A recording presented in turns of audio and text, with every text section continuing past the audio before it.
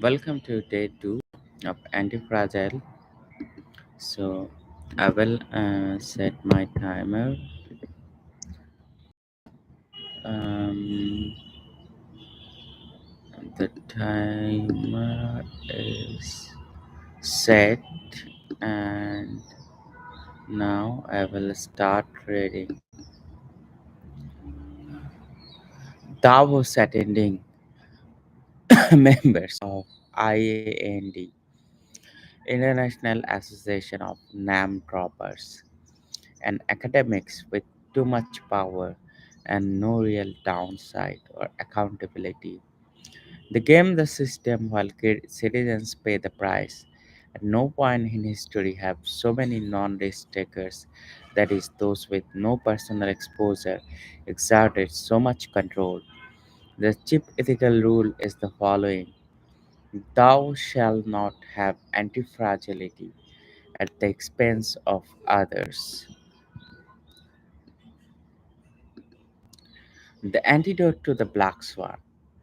I want to have live happily in a world I don't understand.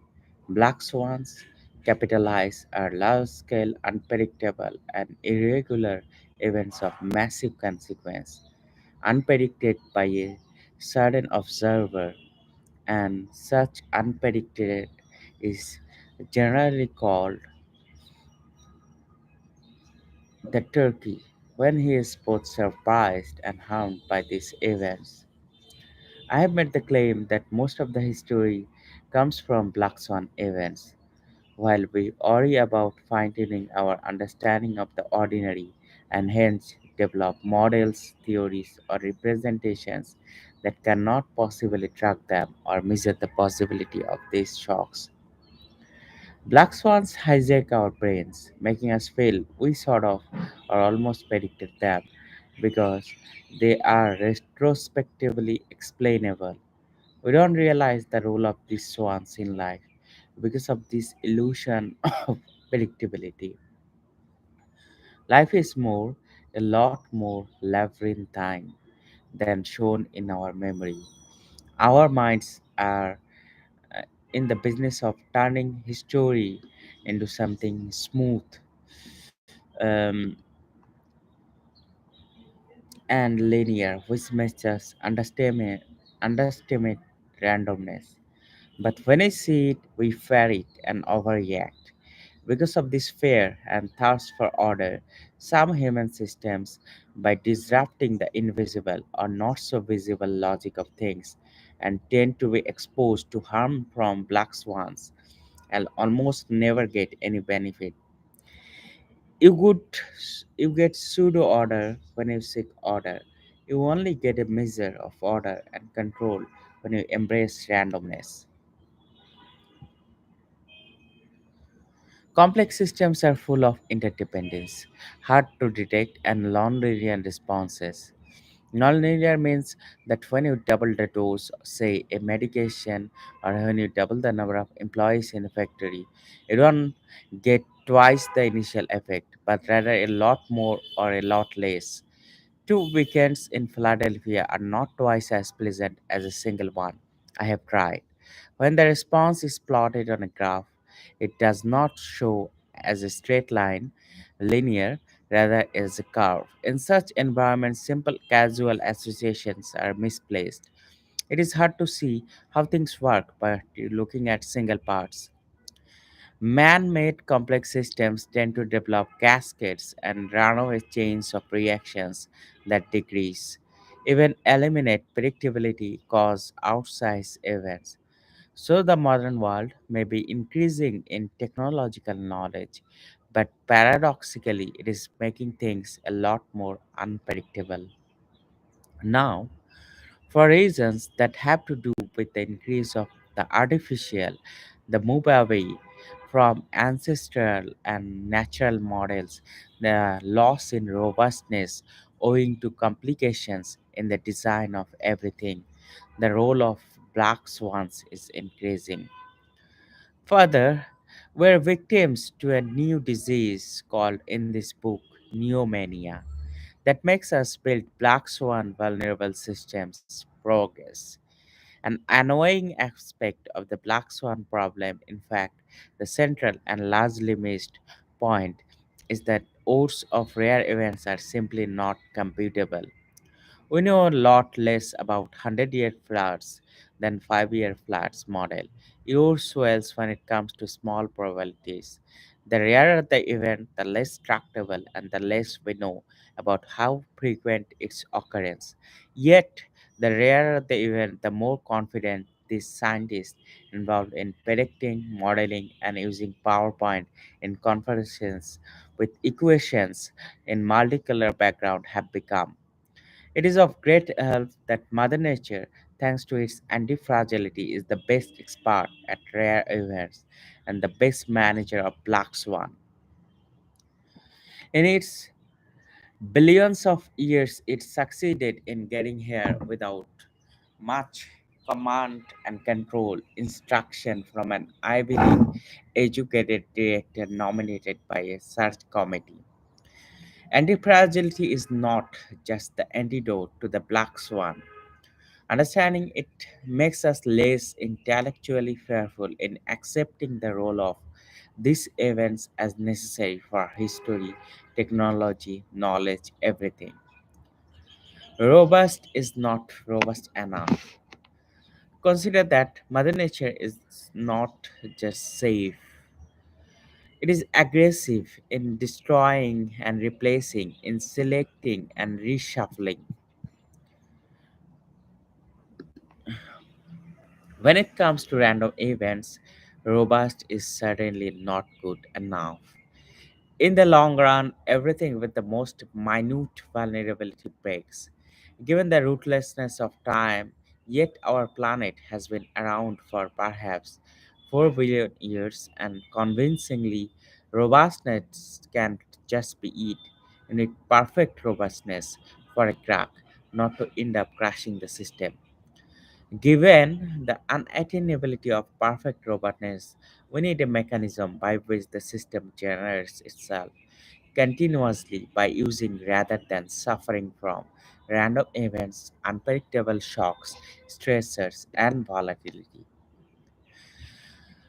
The antifragile gains from prediction errors. In the long run, if we follow this idea to its conclusion, then many things that gain from randomness should be dominating the world today. Things that are hurt by it should be gone. Well, this turns out to be the case. We have the illusion that the world functions thanks to program design, university research, and bureaucratic funding. But there is compelling, very compelling evidence to show that this is an illusion. The illusion I call lecturing birds have to fly.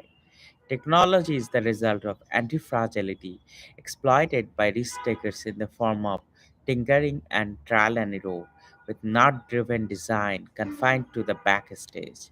Engineers and tinkerers develop things while history books are written by academics. We will have to refine historical interpretations of growth, innovation, and many such things on the miserability of some things. Fragility is quite measurable. Risk is not so at all, particularly risks associated with rare events. I said that we can estimate, even measure fragility and anti-fragility, while we cannot calculate risks and probabilities of shocks and rare events, no matter how sophisticated we get. Risk management as practice is the study of an event taking place in the future.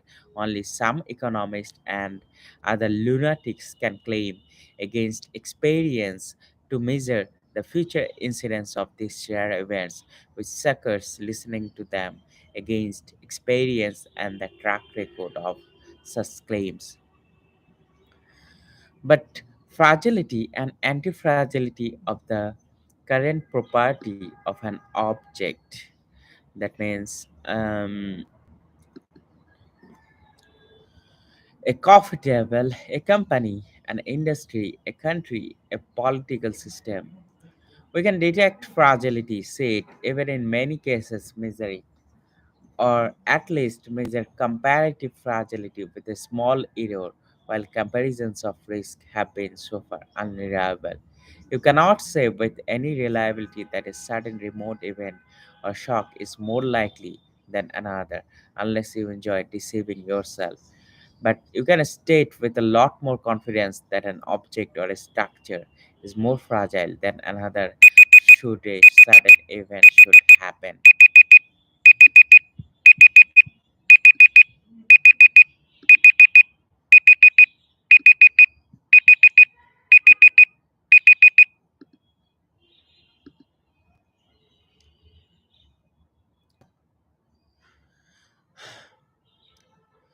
So this is an extension of the idea of anti-fragility. That means how it implicates in real life in every single day on our day-to-day events in various systems. As I understand, fragility is a property of like mm, whether it can be broken with very small amount of shocks or events that are not in the positive order. Then in such case, what is the gain or what uh, is the outcome of that shocking event?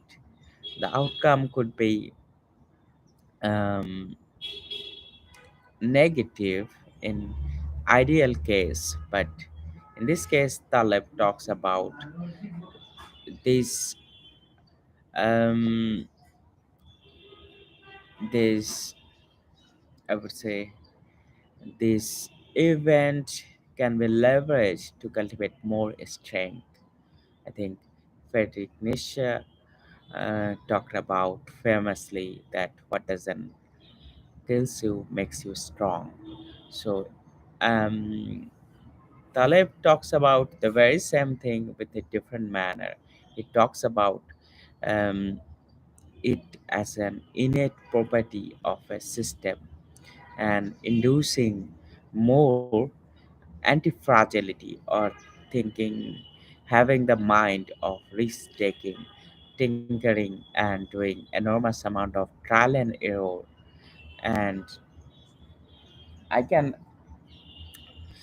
um, share one event from my personal experience. I have been seeking a partner for some time, and I have been um, doing this thing for last decade, and I was initially marrying only prospective partners, and from there I couldn't move forward because I was making decisions instantly and I didn't know how to move forward. I was stuck in one place for 10 years. Now I have restarted the process again and now I want to move forward.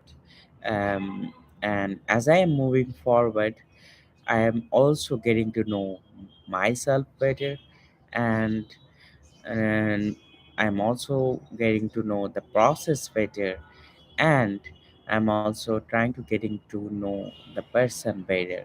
But again, I'm trying to remain emotionally detached from the entire event, whatever the outcome it is.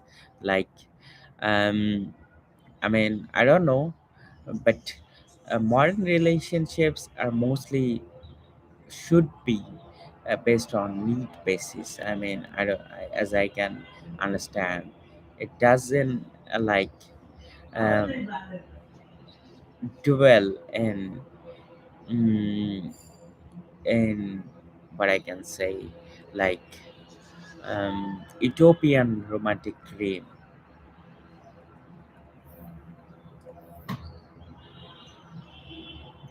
It's mostly about the idea of um, finding what suits me rather than what suits the everything else. It is an idea. I mean, that's what the way I'm trying to move forward at this moment. So this is what I had to I had for today.